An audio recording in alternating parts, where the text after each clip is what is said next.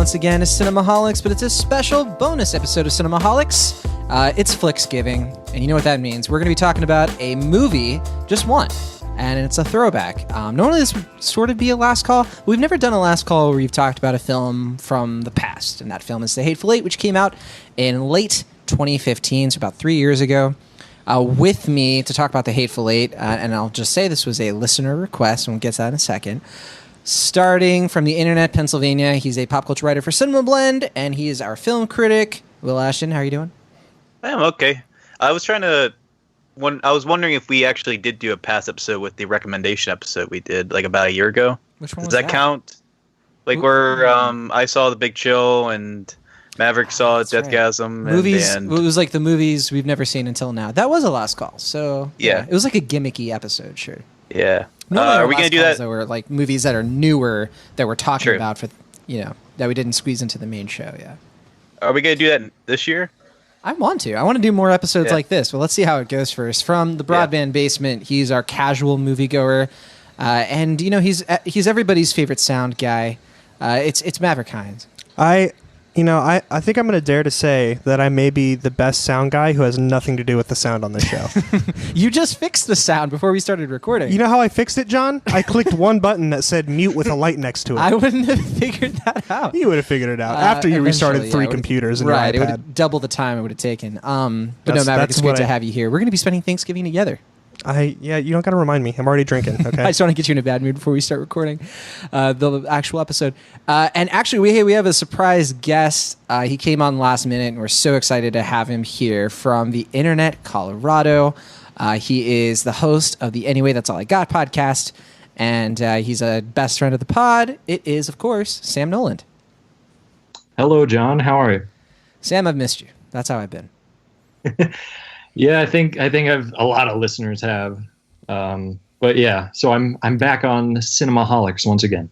That's right, and we're glad you're here because I know you're probably the biggest Tarantino fan. I know, perhaps on more of like a it's like we're more like friends. I think I know some Tarantino fanatics, but I'm not as like friendly with them. I guess. I mean, you're the only one who hasn't scared me off. Okay. Well, you just wait. Pulp Fiction is still your favorite movie of all time?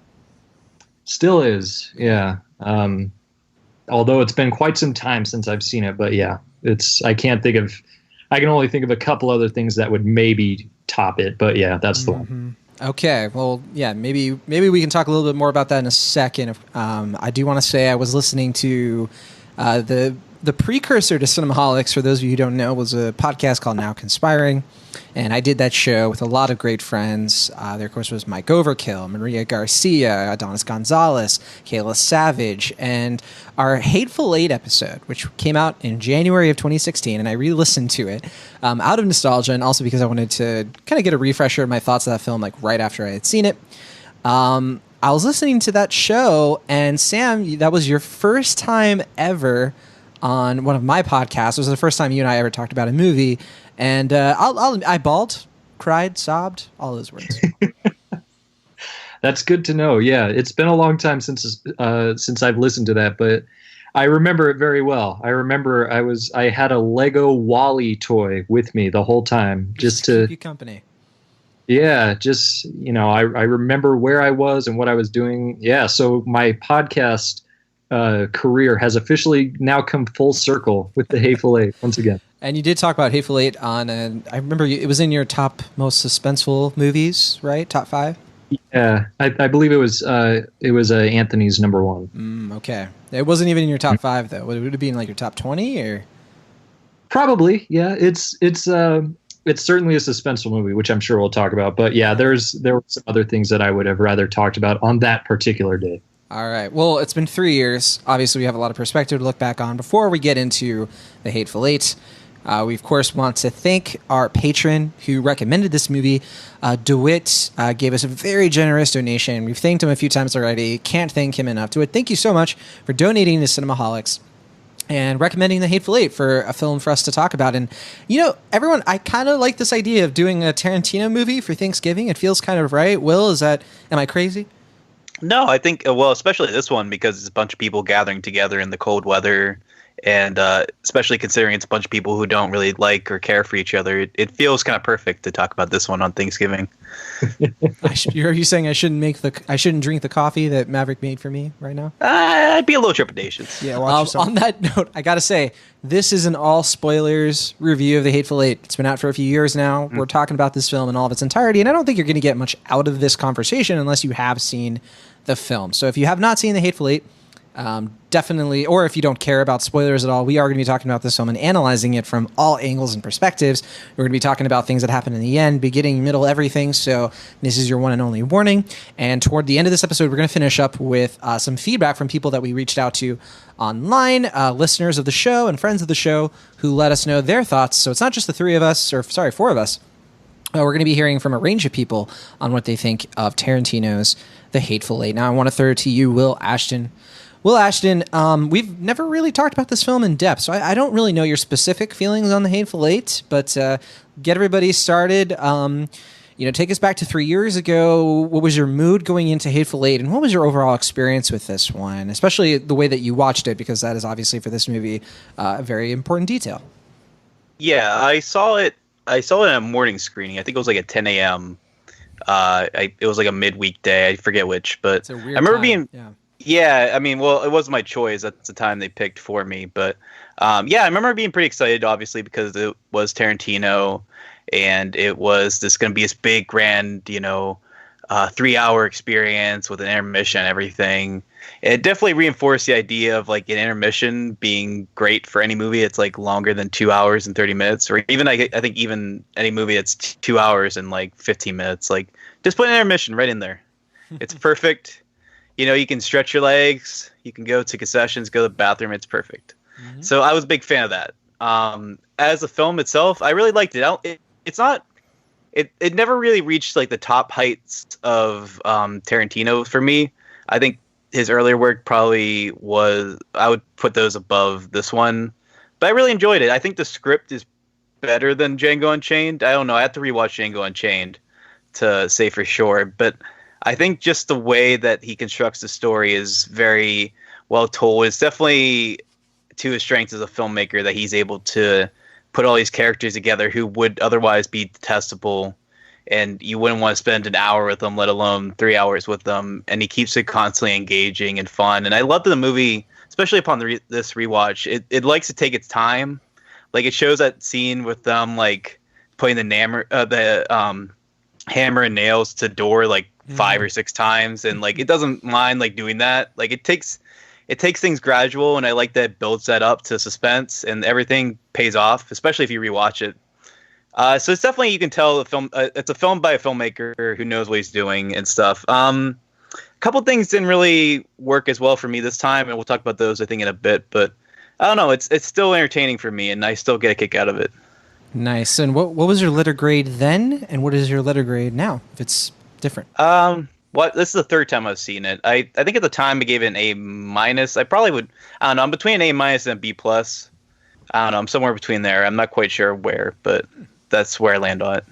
Awesome. Okay, I want to throw it to you, Maverick Hines. I know that you adore this film. Mm-hmm. Obviously, yeah, definitely same deal. Like, where were you when you saw The Hateful Eight for the first time?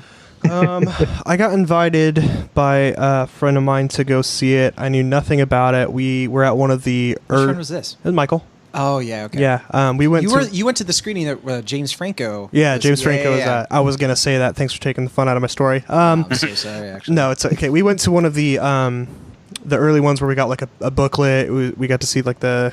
It was the 70mm Roadshow, yeah. Yeah, that one. There you go. You did it. And I had no idea like anything about it. Michael had told me it's like, oh, it's about 8 mean people. And I was like, cool, let's go. Like, let's have some fun. He didn't tell me it was almost 3 hours long though. Right. And this is your Cinesober days, right? So you didn't really... This is like the only movie I'd seen in like 6 months. Yeah. And I was like, I had so much fun with that movie. It's everything I want from a movie. I'm a big Tarantino fan as well. I don't think I've seen a movie from him that I don't like yet. So you've seen all of them, right? Because you did like a Tarantino-thon. I did a Tarantino-thon. The only one I don't think I've seen... Have you seen Death Proof? Nope. Okay. That might be the only one, because I think you guys got to Kill Bill. I've seen... For those of you who don't know, Michael was one of my friends as well. He was on that same episode that Sam was on for Hateful Eight. Did he do Django Unchained? Quentin Tarantino? Yeah, that's him. That was him. That was his film before this one. Yeah, I haven't seen Django Unchained. So those would be the only two that I know. to Of. rectify that. But anyway, Have you seen Jackie Brown and Pulp Fiction and Reservoir Dogs and all those? Yep. Okay, cool. Yeah, I did like, was it like 6-8 months ago? I went through like all of them. I was like, I think you stopped at Kill Bill though, and you might have like skipped around a little bit from there. If I'm remembering our conversation about it, it was a while ago. yeah, I can't Yeah. remember. I just rewatched Kill Bill Volume 1 the other day. I really enjoyed it again. I love that movie so much. I was gonna say Jackie Brown's. I think the only one of his I haven't seen. Oh, Will Ashton. I've seen a movie Will Ashton hasn't. It's a the big most, day for me. It's his most un-Tarantino movie. That's what I've heard. Yeah. Yeah. Okay. Anyway, sorry. It's okay, John. It's fine. No. Yeah, I don't know what it is. It's everything I've like. It's just the perfect Maverick movie. Like, it's gory, it's crazy. It's, it was definitely long, but then, and even rewatching it now, this is the only movie that I think I can like watch halfway, stop, and start it again the next day. I'm very much the kind of person where it's like, if I stop a movie, I'm not going to go back to it, watching it home and stuff like that. That's what I did this time. And like, I didn't feel like I missed anything. And like, I don't know, I feel like I think about this movie and I talk about this movie a lot. I don't know, it's probably, it's definitely not like the best movie ever made for a lot of people, but for me, it just really struck something perfect. And it's just like, it's just there for me. The Hateful Eight is always there for me. I think it probably just because it makes me feel like a less shitty human. Was there a difference though between the first time you watched it and the second time, or is it just kind of the same vibe for you? It's hard to compare, right? Because the first time I watched it was at that road show. It was a really cool film experience. It was so unique. I had the booklet. They had the stuff before the movie. They had the intermission. So it was, a lot different than just watching it on my couch, But as far as enjoyment of the movie, I probably liked it more the second time because knowing what's going to happen. Have we gotten into spoiler stuff yet? Basically, knowing what's going to happen, like looking at characters reacting in the room leading up to things, I was like, oh, I never noticed that before. So it's fun to kind of pick that apart. So I had more fun watching it this third or fourth time around. If I hadn't been on your episode before, I probably would have given it an A then, and it's still an A for me now. I will say I have kind of a fun fact about the Hateful Eight that I'm sure you guys probably know, but the scene with the guitar. So Martin guitar manufacturer. Oh yeah, that's a good story. They loaned out a post Civil War 1870s priceless one of a kind guitar for this movie, and it had been written in the script for Kurt Russell to destroy it, but no one told him that Daisy Domergue was playing that guitar. So him destroying that guitar is actually him destroying a guitar made in the 1870s post Civil War, one of a kind. It's like a $45,000 guitar that he destroyed. Right, and what's funny about that is this movie is the reason that Martin Guitar has said we will never loan out another guitar for a movie. Like they are never doing it again.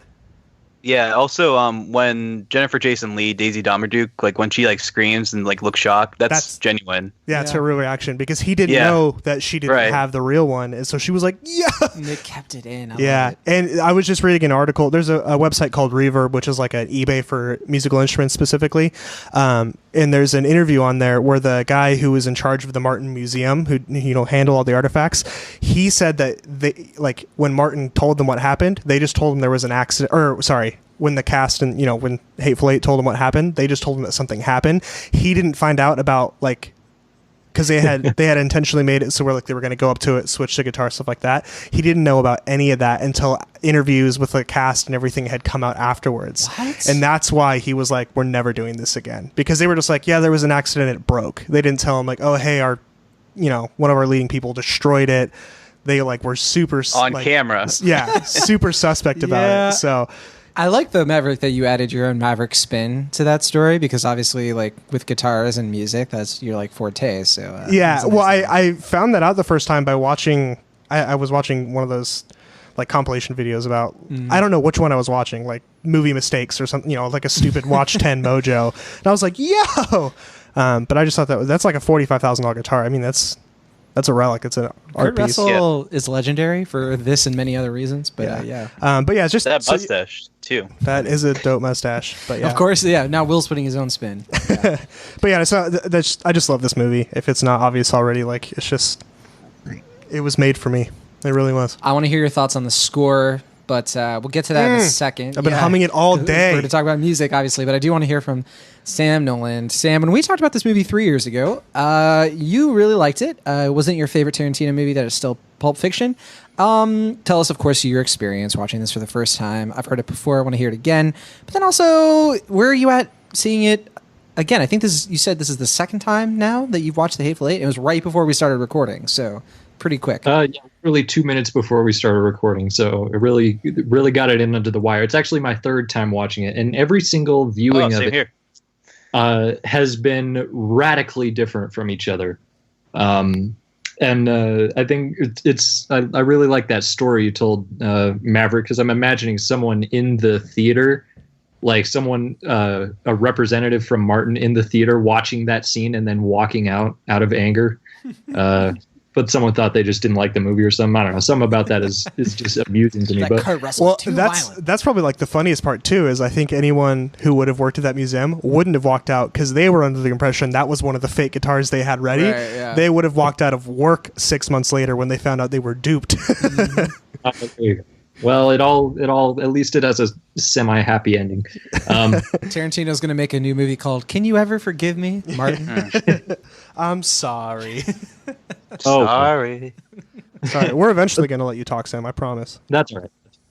Hey, we're riffing. It's all right. But the reason I bring up that theater thing is because I also saw it in theaters when it first came out for the Road Show. And this was a very important movie to me at the time because it was late 2015. I was starting to come into my own as a watcher of movies, if not a someone with knowledge about the art form quite yet.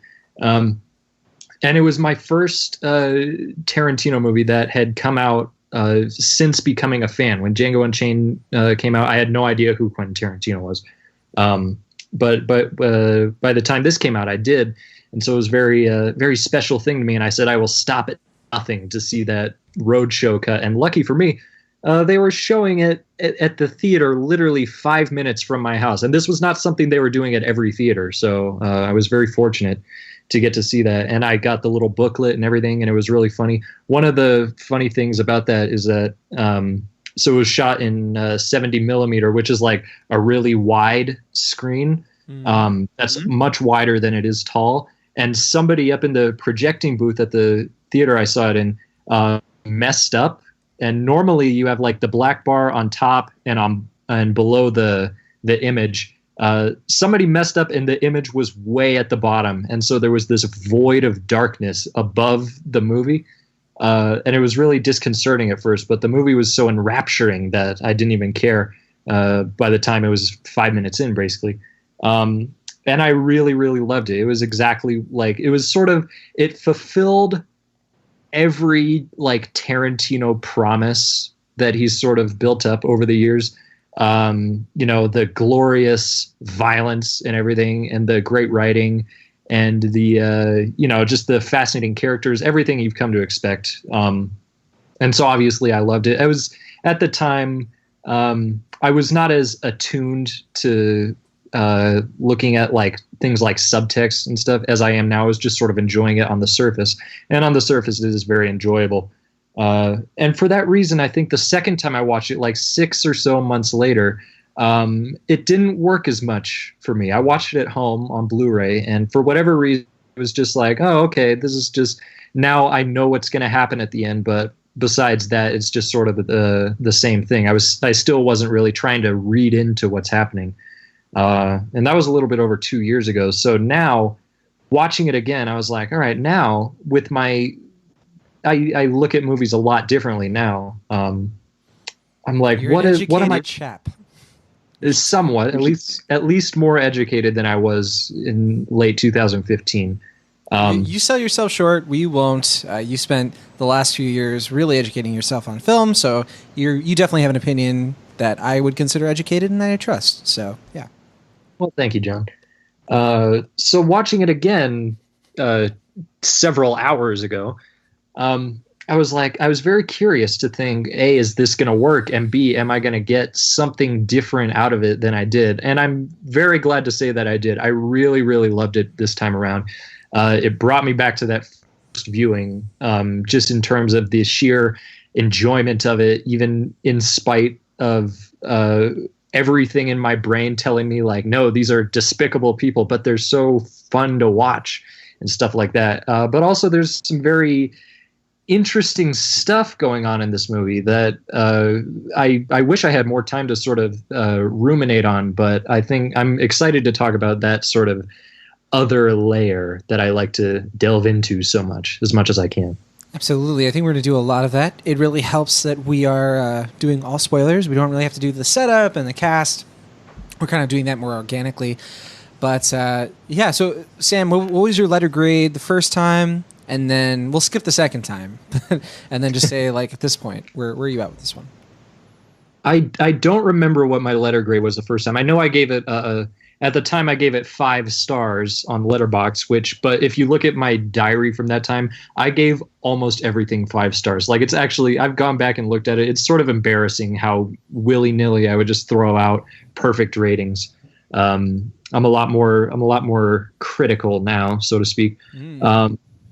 But so like a 2015 5-star would be equivalent to like a 2018 4, like a high 4. So in terms of letter grade, I think I'm going to give it a solid A- this time around. Just like no huge flaws or anything. It's probably not a movie I'm going to be like, losing sleep over or anything, but that's not to say anything against it. It's a really, really solid movie and very deserving of an A-, I feel. Okay. And Maverick, did you do your letter grades, or do we miss you on that one? Yeah, it was an A for both. Oh, okay. Yeah, that's right. Double A. Sorry, I forgot. Double A. Yeah, so for me, I'm just going to come right out and say it. I think that the Hateful Eight, Don't do this. I love Tarantino films. Don't do it. For the most part. I think every Tarantino film features something great about this filmmaker. One of the things I love about him is that, yes, he pays glorious homage to lots of other films, from everything from Godard to, spaghetti western, Sergio Leone, especially in this movie. He looks back like the Kung Fu movies and puts that into Kill Bill. He takes things that really were instrumental in his upbringing. Obviously, he was a video store clerk. He's done stories about how his father was so much about movie trivia, and you just get that sense from all of his movies. This is a guy who makes films really for the heck of it. So, and I think every one of his films is like a different greatness to it. I think Pulp Fiction it's his most original film. I think that Django Unchained is his most satisfying film. I think that Kill Bill is his best action film, and so on. I think The Hateful Eight is absolutely far and away his best script. And I think that the script in The Hateful Eight is the best one in the 21st century. I think that The Hateful Eight is, in my opinion, a bona fide masterpiece. It is the very rare A+ for me. And it really solidified for this because when I first saw the film, it was an A. I was kind of between A and A-. This is a film that really hit me on a lot of deep levels. And, and to say my experience, I went into this watching the 70mm Roadshow as well. I went to a different showtime as you and Michael, but no, I saw this one with Kayla Savage. And same thing. I mean, I have the booklet, in my room. And rewatching the second time, and this is only the second time that I've seen this film, and a lot of that reason is because The Hateful Eight is a challenging film. It's a provocative film, and its criticisms are very interesting to me because honestly, it crystallized for me on this new viewing because when I watch The Hateful Eight, I watch a film, and I should say, it's very interesting to have seen this in very, very late 2015. This was right before the Trump era. And yes, I'm going to get political because let's do it. This is a very political movie, right? This is about race, it's about gender, and it's about violence, and it is about America. And about the mistreatment of ancient guitars. I mean, we can't... That's right. Sorry, I'm not trying to make a joke of the guitars things you as brought well. up. Definitely on a lower level, obviously, than actual human beings. But that said, this is a film where a woman gets punched in the face many times, gets called a bitch many times, and the audience, John said before the Trump era, laughed at this. The audience before the Trump era watched this movie and felt an uncomfortable permission to revel in the reality that this movie is showing. And I think it is a big reason why this movie does not have a lot of fans. I think a lot of people look at this and they say three main things: too long, and the way that it deals with misogyny and racism is unacceptable. And I think the third thing is like people just don't like the flashback to Minnie's haberdashery, which is the only one of those criticisms that I think I kind of mostly agree with. Although I do enjoy that because this movie, and I said this in our original conversation, Sam Noland, it's self-indulgent, and that's kind of why I kind of love it. It's self-indulgent to a T. That said, this script and what it does by putting characters in confined spaces using 70 millimeter and forcing the oppressor and the oppressed to meet face to face, eye to eye, and every detail of their faces is realized when you see the violence between these characters erupt, and when you see that evocative image of a woman being hanged as the American flag and showing us this is what we are, this is what America actually is. And pre-Trump, that was a very uncomfortable idea that this is what we were. Childish Gambino over here. You got to remember that Quentin Tarantino will really loves like that spaghetti westerns. I'm going to finish my thought. But what are westerns than films that reflect the political realities of the eras that they're made in? The westerns of the 50s, John Wayne, Billy the Kid, all of those stories were the Eisenhower westerns. They were all reflections of the mood of America at that time. The westerns of the 70s, they were darker, more reflective, and cynical. And then when you look at the westerns of today, starting with True Grit, I would say, which is obviously not just cynical, but actually more overtly political than ever. And then with Django Unchained, and now with The Hateful Eight, I think that these are westerns that are 100% telling us to confront our demons and looking at the post-Reconstruction Civil War era and saying it's not over and nothing has been reconstructed. And I adore films that are uncomfortably provoking because they wake you up to the fact that when a woman gets hit for laughs, it makes your audience laugh. And if you're the viewer in there feeling uncomfortable, I think this movie did its job, and it did its job perfectly, and that's why it's an A+ for me. Damn, I thought it was going to be louder. Hold on. Say that's why this is a masterpiece. Okay, so... Say this is why it's I'm not going to give up. Say it. Because it's really good. It was louder that time. Yeah, obviously I love the film. Oh, you like it? Yeah, so but I do want to hear from the rest of you because I understand the range of opinions. I want to hear more of like Tarantino's filmography as a whole, though, because I invoked a lot of other Tarantino films. Well, Ashton, we've never had this conversation. What is your favorite Tarantino film, and how do you think it compares to The Hateful Eight? I don't like that it's kind of cliched, but I do have to say that my favorite is probably Pulp Fiction. I don't think he ever really topped that per se, but at the same time, there are a few, like, as much as I really liked Inglourious Basterds the first time I saw it, I think that's a film that has grown in appreciation for me, especially the way he crafted that film. I mean, that opening scene alone, I think is one of the best directed scenes of this. When did that come out? 2009? 2010, I think? No, it's 2009. Okay. Yeah, I was gonna say this decade, but it missed the cutoff. But I mean, the last decade certainly. I mean, that scene is just incredible. But yeah, I mean, I like Django. I like it a lot. I think I've actually kind of grown to like this movie a little more than Django. But yeah, I think I'm gonna go with Pulp Fiction. Although I do really like the Kill Bill films as well. Mm-hmm. I will say, because I didn't mention, Inglourious Basterds is. I also really like that film, and I think that's probably his best his best performances across the board, in my opinion. Well, you think so beyond Christoph Waltz? Because that has Eli Roth in that, and Eli Roth is not giving a good performance in that film. No, I think all the performances in the flashcard scene are. It's true. It's just like a treatise on suspense and the best possible way to do a scene like that. Yeah. Mm-hmm. That's just my opinion, obviously. Yeah, I didn't think about what the best performances of his films would be. I don't know. I might still have to go with Pulp Fiction again for that one as well. It's a strong, obviously a strong film. Or this film, actually. I don't know, because there's a lot of great performances in Hateful Eight as well. It's hard to pick between the two. Who is your favorite in this one? I know some people usually choose between Walton Goggins, Jennifer Jason Leigh, and then Kurt Russell. But for me, it's Walton Goggins. I don't know. Something about Kurt Russell really magnetizes me every time I see this film, and I do.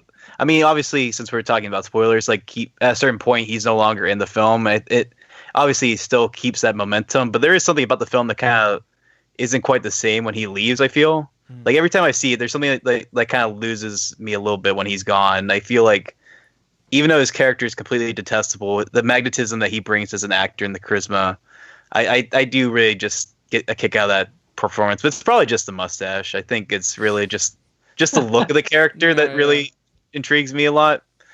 I'll stick to that gun. I love the comparisons to The Thing, obviously, because very similar film, and I think obviously on purpose that Tarantino was looking at Kurt Russell's performance in that John Carpenter film, and very similar setup to this one.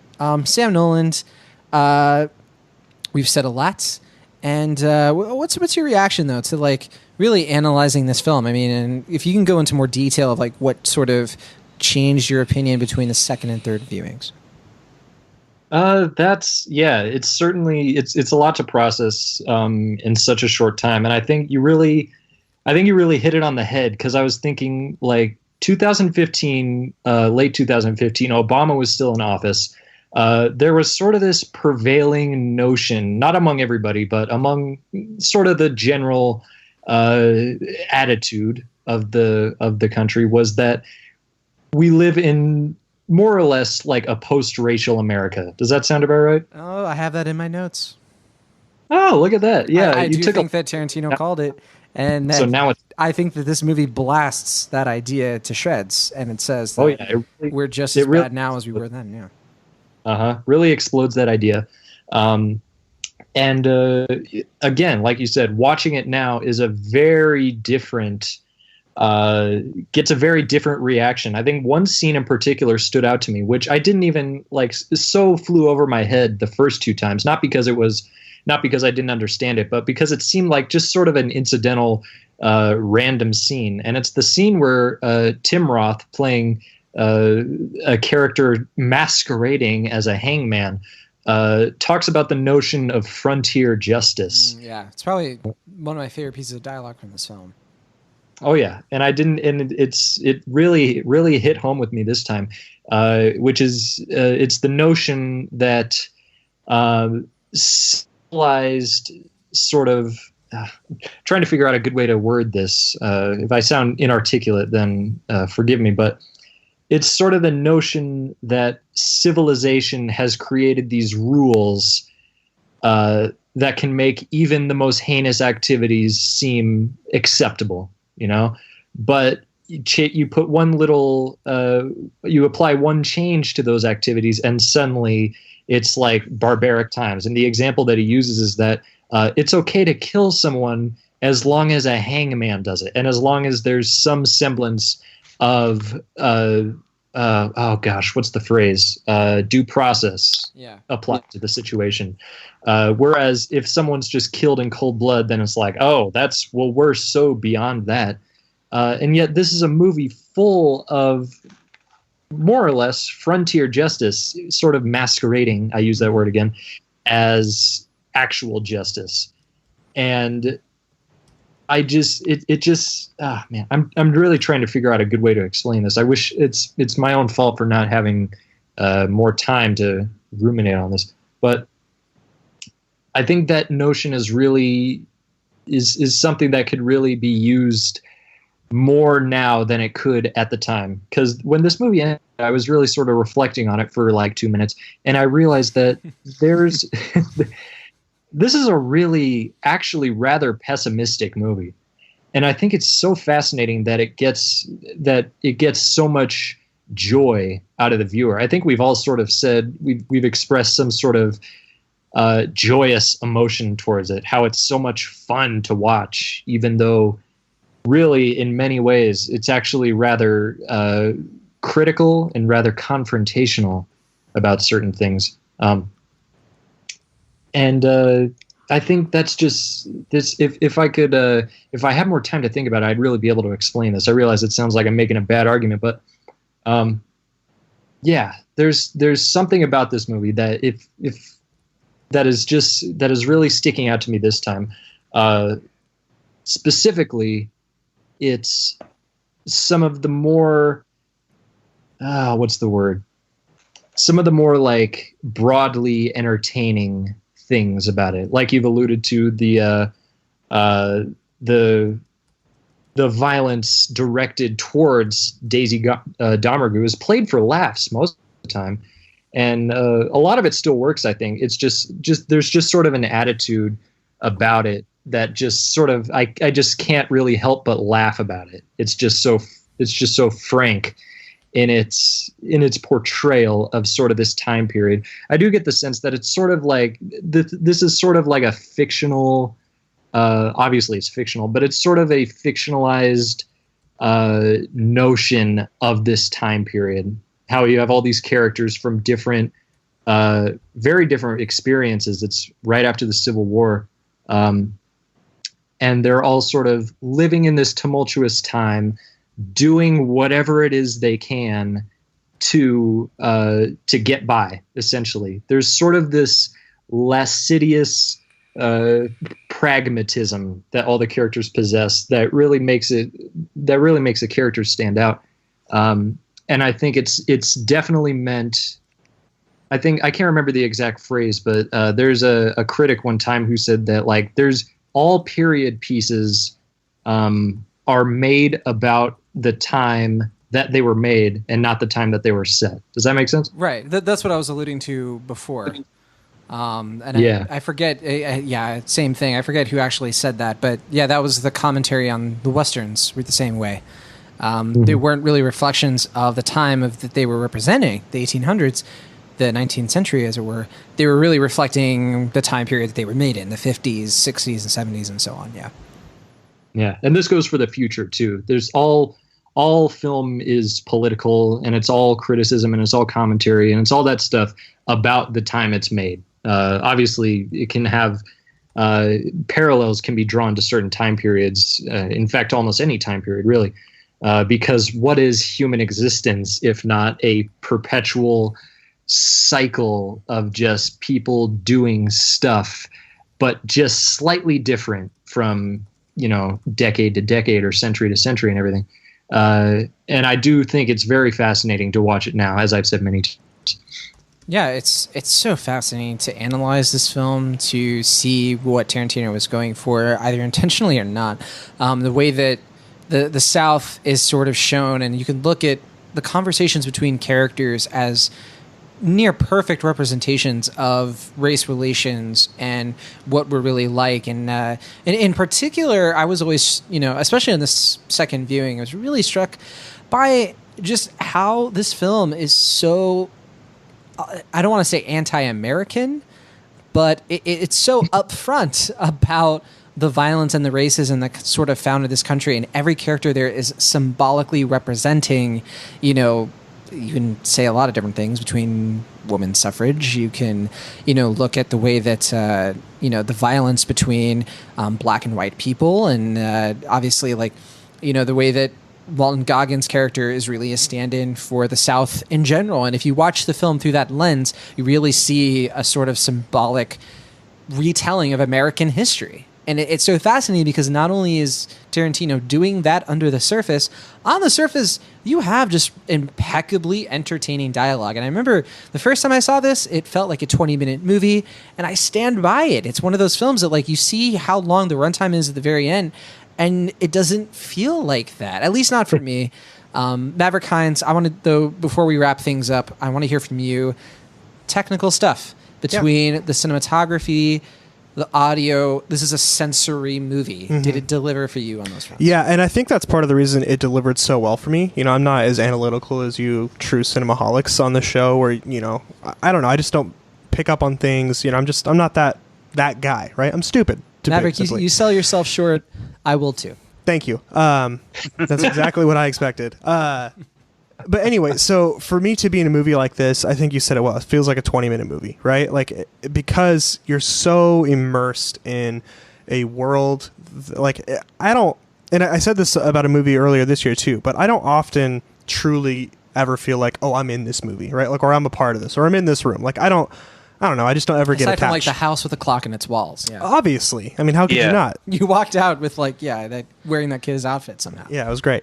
But this is one of the movies where, and I can say it, and I can truly, truly mean it, not just for like the punchline of saying it, is like, I really felt like I was in that room watching, Marcus Warren harass a general about a fake story and like all this stuff. And I really enjoyed that. And that really has a lot to do with the sound editing and in this like diabolical score, which is just amazing. Da, na, na, na, na, na, na. Like, it's amazing. Like, it's so simple. Mark Conan.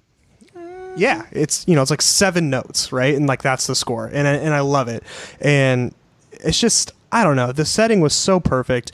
And I went through that Tarantino blast a few months ago that we talked about, and one thing I just appreciate so much about him as a cinesober moviegoer is like, his movies are some of my favorite to watch because I care about the dialogue in such a way that I don't in a lot of movies. And this movie, I think, is probably my favorite Tarantino movie. I didn't have that connection with Pulp Fiction because I was so cinesober when I saw it the first time. So maybe it's just a rewatch thing. But for right now, this is my favorite. And it's like, it just takes me there. It makes me feel like a cowboy or an outlaw or a bandit or, whatever in this kind of small middle of Wyoming blizzard. And I love that. And I don't often get to have that experience in a movie. And the fact that I did, and I continue to do that even when I'm at home watching it, on our TV and the couch and sitting on my phone and goofing off if I'm in the middle of it or whatever. Like, the fact that I can still maintain that experience and that joy watching this movie, I think says a lot about it, and how well they've crafted this, he's crafted this world. And I'll say that I really loved the Domergue character. We talked a lot about how, not like, I'm not. You got a little crush? No, not that. I just thought that she did such a great job with her performance. I don't know the actress's name because I never know anyone's name. Leigh. That one. Remember you? The great Jennifer Jason Leigh. Huh? Yeah. Remember Good Time? Yeah. I just think she did such a fantastic job of playing this like psychotic, like whatever criminal who like, I don't know. It's just, I loved it. I loved everything about it. Yeah. And every we talked about how, she was getting punched and kicked or whatever for these kind of funny moments and stuff. But I think knowing how the movie ends, right? You see this bloodbath, everyone's dead, blah, blah, blah. Like, knowing that leading up to everything, she knows she's going to be rescued. It makes those little moments of like when she gets punched and she's like laughing. It's like, oh, like you're taking this all in because in your mind you're about to murder I love picking that apart, and it makes her performance so much more enjoyable for me in those moments. I think she was great. I mean, everyone's great. The entire cast is fantastic, but she really sold it for me and created this like psychotic woman character who was just amazing. And it should be noted that I think she's the only performer in the film that actually got award consideration for her performance. Right. Best Supporting Actress did not win. Yeah, but this film did win Best Original Screenplay, right? Yeah, didn't win Best Original Score as well. Oh, maybe it did. I know it was nominated, but I don't recall. I had to look at 2015. Well, actually, so. maybe that was the Golden Globes that won, but maybe not the Oscar. I might be mixed them up. Yeah, original score doesn't usually go to the film that deserves it. So I do remember this film came out around the same time as The Revenant. The Revenant is a film that I do not care for, and I was very upset that this was not nominated for Best Picture, but The Revenant was. But, that's how it goes. For Oscars, it won Best Achievement in Music Written for Motion Pictures, and then it got nominated for Best Performance by an Actress and Best Achievement in Cinematography. And that's one thing I forgot to bring up as well, is this is my first movie ever seen in like the 70 millimeter kind of style. It was amazing. I loved every part of it. Seeing it in the big screen, like in the theater, and that experience was incredible. Well, we could go on and on about the Hateful Eight. We've only really scratched the surface, but as we wrap things up, let's turn this to feedback from listeners and friends of the show, starting with best friend of the show, Kimber Myers. Now, we sent out a tweet, and we asked, hey, what do you think of the Hateful Eight? Give us your letter grade and your thoughts. Kimber Myers is not a fan of this film.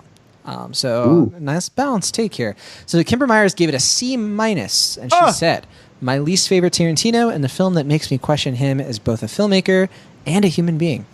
I really want to hear more of her thoughts on this. I'm probably going to ask her about it and get her take. But yeah, definitely far more negative than us, and very interesting to hear that. Another friend of the show, Ethan Edgehill. Ethan gave it a C. And he said, not Tarantino's best, in my opinion. It lacked the cinematography and panache and gripping story expected from his films. Kurt Russell gave a surprisingly nice performance, despite being Kurt Russell. Surprising. Which I don't understand. It's Kurt Russell. Man. He's Santa Claus now in the new Netflix movie that's coming out. Also, he can do anything. Ethan, saying that the Hateful Eight lacked cinematography, you can say a lot of negatives about this film, and I won't give you a lot of trouble. But the cinematography in this film is absolutely stupendous, in my opinion. But regardless, although he did say Morricone deserved his Oscar. Of course, Ennio Morricone, who did the soundtrack. Some of his best work saves the film. And then Space Face gave it a C.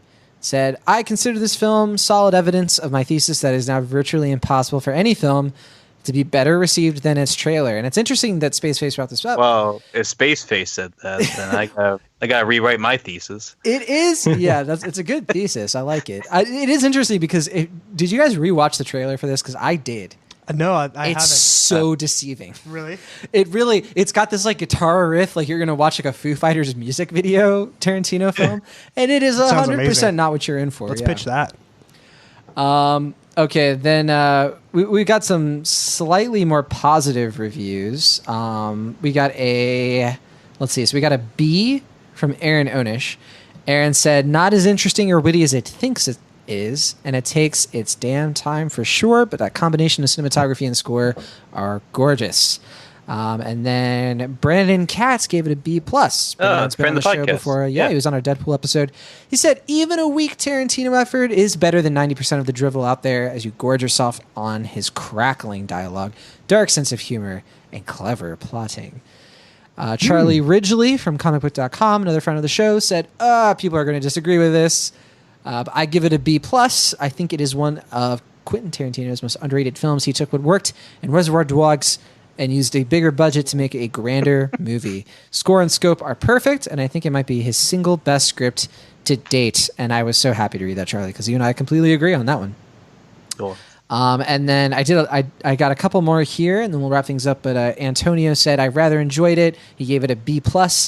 But once Channing showed up, it took a turn. And I know a lot of people don't really like the minis. Haberdashery. Did I say that right? Haberdashery? We can just leave it. Yeah. I'm neutral on this. I do kind of think, you could have taken it out and you wouldn't have really lost anything. But I was so enamored with the film that I didn't mind seeing more and more and more. And we didn't say this, there are two versions of this where it's like over 3 hours because they add in, instead of the intermission, you actually see what happens in between chapters, I think 4 and 5. Right, so they actually they show you like how they all discussed if it was a murder, and like there's no narration. And I do think, okay, I like the idea of not having narration in there, but for me it still works as a movie, but we don't have to get into all that. And then last, we have another friend of the show, Rabia Khan. Rabia has been on Now Conspiring, the podcast we referenced earlier. Rabia said A-, so the closest to where most of us are at over here on the show, said some of the detective work isn't done so that the audience can work it out themselves. And the whole one woman in the group cliche needs to die. But it is beautiful, funny, and I enjoyed the ending. There were 2 other female characters in this movie who show up in the flashback, but that's it. And they both die. They both die. Well, everyone dies in this movie. Basically, yeah. Is there anyone who survives? No. I don't think so. No one survives, yeah. I think every character is shown. Not unlike the Thing. That's right. Well, the dog survives. I sort of. Oh, well. Is the dog really a character? And then the dog Spoilers makes it into, what was it? Was it just called The Thing? The Mary Elizabeth Winstead one? Oh, that's right. Oh, yeah. I didn't watch the remake. I heard it was terrible. It's not a remake. It's like a prequel. Yeah. Is it really? Oh, maybe I should have seen it. Well, that's the thing it's both. It's kind of have its cake and eat it too. Like it's technically a prequel, but they do the same thing as the original, just from a different like lodging area or something. So it's weird. It's a weird movie. All right. Well, but the dog, like But the dog goes from like the one and then runs into the new thing, and that's how the movie ends. So I they was saved gonna you time. say I don't want to go off a tangent because we're about out of time here. But gentlemen, this was a lot of fun. I hope we can talk about more Tarantino films in the future. It doesn't have to be around Thanksgiving, but that would be kind of a kick. Tarantino's Giving or something like that. I don't know. Give it a cleverer name than that. But thank you, and thanks again to Whit for recommending this film to talk about. Before we close out, does anybody have one more stray thought that they want to add about the Hateful Eight? Channing Tatum got a very funny reaction in the theater I saw because when his name came up in the credits, someone, I'll never forget this, someone in the audience said, "Oh boy, Channing Tatum's in." I do remember you referenced that on the. I just listened to that episode. Yeah. Oh, where's Michael? So for that reason, I think it was Adonis who said that. Is what we concluded. Where's Michael Madsen been? He's been on the set of the next Tarantino film, probably. Probably, yeah. I haven't seen him in a long time in Hollywood. Yeah, probably, yeah. I don't even know if he's going to be in that, but yeah, it's been a while. Did they ever find out who leaked the script? I don't think so. But I heard it was like it was between him and Bruce Dern's camp. That's what I remember hearing as a rumor. Well, I don't like all this gossip you're throwing out here and trying to get people to turn against Bruce Dern. I'm not saying that. I'm just saying that, like, I don't know if they ever officially. Yeah, whatever. Let's end the show. Yeah, that'll do it for this bonus episode of Cinemaholics. You can find more episodes of our show on Adam Insider /AdamTickets.com. And you can find full episodes as well. We'll see you again after Thanksgiving break. But thank you, as always, for listening. From the Internet California, I am John Gruny. From the Internet Pennsylvania, I'm Wash. From somewhere in a basement, Maverick. And from the Internet Colorado, I'm Sam. See you next time.